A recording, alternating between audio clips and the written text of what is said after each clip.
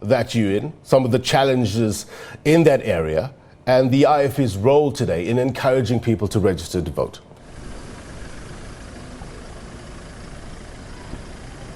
Yeah, very good morning to you, Blaine, and good morning to our viewers. Blaine, you come to us just in time as the IFP president, Velenkosini Hlabisa, has arrived here. This will be his first stop here in the area of Lindelani, where he's here, of course, to monitor the voter registration, day one of the voter registration weekend. And I must say, Blaine, just as we were driving around on our way here, the voting stations are open. We are told that there are challenges in some areas, but nevertheless, the voting stations are open. Haven't seen a lot of crowds though, or people that have started to make their way to the voting stations, of course, to ensure that they are on the voting roll and also voters roll, but also to ensure that if there are any information, particularly details, addresses, that they update that information. Speaking about the area that we are at here, Blaine, saying Lindelani, this was a stronghold of the IFP. It's an area that is just near, for people who know Durban, near KwaMashu. It's between KwaMashu and in Ntuzuma. It's a township, but that has its challenges. Yes, in terms of service delivery, electricity, the roads, they do have that infrastructure, but housing remains one of the challenges here. People are congregated. There are many informal, there are many shacks and informal homes. So housing really seems to be one of the biggest challenges that affects the people in this particular area. As I said, a lot of homes that are squashed together. They still have in some pockets of this area informal settlements or shacks, and that has been one of the concerns that a lot of people here have said, that they have been on the housing a waiting list. There are also transit camps in and around this area, and people saying that they've been living in these transit camps for many years and have been constantly waiting for them to be moved to at least decent houses. But in terms of the community here, Blaine, that people that have come, we've been seeing here, a lot of them are not saying that not too sure whether or not they are going to vote in this election. Of course, they have today to go and check the whether or not they are on the voters roll, and tomorrow, of course. But the delegation there that you see live now in your pictures, the president of the IFP and some senior leaders of the IFP arriving here at this voting station, just to see what the situation is like, how many people have been coming through here. As we said, that it has been pretty quiet from the time that we arrived. And some of the other voting stations that we were able to go through this morning, although they had opened, but we were told that voting material, they were still waiting for the material. Some IEC or the community members were saying that IEC officials didn't have tables for them to work, so they're just waiting for that material before they were going to be able to start then with today's processes. But just a little bit in terms of the information of this area where we are at, Blaine. KwaZulu-Natal is South Africa's second most populous province. It's about 54 municipalities divided into about 901 wards and over 4,000 voting districts. Talk to us about the IFP's approach to these elections and how they're feeling in terms of the run-up to the local government elections. Obviously, look, when we talk about local government elections, bread and butter issues form a major part in this. They're confident that they can address those issues?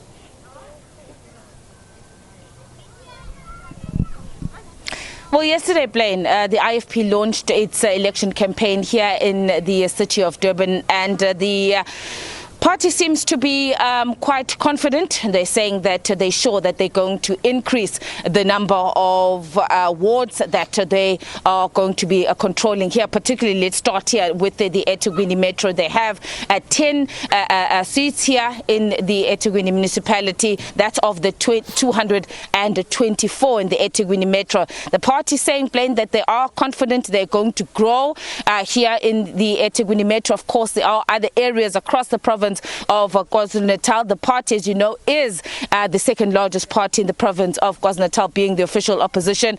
And they are saying that indeed they are confident that to come this election, they are going to be able to grow the support that they have on the ground. If you look at today's program, Blaine, look at where the areas in which the president of the IFP, Velenkosini Hlabisa, is going to be visiting, like here in Lindelani. He's going to be going to other parts of KwaMashu and Ntuzuma, as well as later on the KwaMashu hostel. I think strategically choosing areas where they know that they do have a strong support on the ground and wanting to consolidate their support in those areas. Also areas of Umlazi around. You know that the hostels in and around Durban, those areas are the strongholds of the IFP, and the party quite certain that they are going to be doing well in these upcoming elections. Of course, also saying that they've taken the time in terms of the candidates that they are who are going to be representing the party in these elections, that they've gone through the process. They've had input from the communities, and they're saying that they have chosen the best people to represent the IFP. Also saying, Blaine, that of course they're going to be working hard at ensuring that they accelerate service delivery is accelerated. They're going to be working hard at fighting corruption. The party are just in all, Blaine, is saying that they're quite confident that they are going to do well this election. Of course, it's not going to be an easy one, Blaine. From the IEC's briefing, 69 political parties are going to be contesting this election here in the province of KwaZulu-Natal, and this is not counting the independent candidates. Over 200 independent candidates have registered. Of course, the final numbers in terms of the political parties, as we know, the IEC still has processes that they are still continuing with, but the latest in terms of the numbers is that we have 69 political parties as well as over 200 independent candidates. So it is not going to be easy for political parties or for the IFP. If you look in some of their strongholds, Blaine, particularly, let's look at the Zululand district, which is under the control of the IFP and the municipalities in that district. But this time around, we know that the National Freedom Party is also back, and they're going to be contesting that election. That is another area that these parties are all working around and trying to get enough support in those areas as well. And if you look at the relationship between the NFP and the IFP, we have found that in areas where the IFP is strong, there is also a presence of the National Freedom Party, who today are also going to be kickstarting their election campaign at the men's hostel in Umlazi, T section Umlazi. The leadership of the NFP will be there. So, Blaine, the IFP confident, but it looks like it's not going to be an easy election. We'll be speaking very shortly to the president of the IFP just to get from him in terms of what the party's plans are. Very little time, as we know that the parties have to campaign, and of course it comes at a time when the country is still grappling with the COVID-19 pandemic, and so that has also presented its own challenges for the political parties in terms of them being able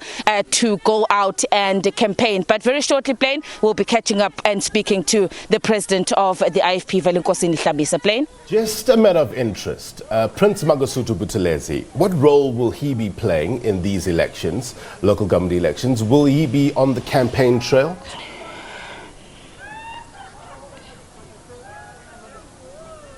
The President Emeritus of the party, in fact, today in his hometown of Ulundi, Plain, the President Emeritus of the IFP, as you're saying, Nkosi Mangosuthu Buthelezi, he actually has his own program where he's going to be going to his voting station in that area to encourage voters to come out and to ensure that they are on the voters' roll, and of course to try and start to drum up that support for the party party, but also, most importantly, ensuring that he leads a campaign in that particular area to ensure that people come out in the November election. So he is